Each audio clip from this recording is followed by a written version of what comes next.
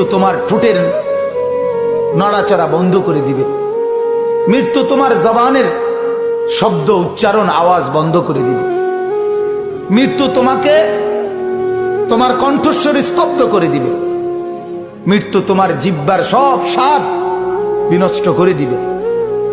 অচিরেই রূহ চলে যাবে, আর কিছুই থাকবে না তোমার, না কানের শ্রবণ শক্তি, না নাকের ঘ্রাণ শক্তি, না চোখের দৃষ্টি শক্তি, না চামড়ার অনুভব শক্তি, না পায়ের চলার শক্তি, না কল্পনার বিবেকের দিমাগের চিন্তা ফিকিরের শক্তি, কিচ্ছু থাকবে না।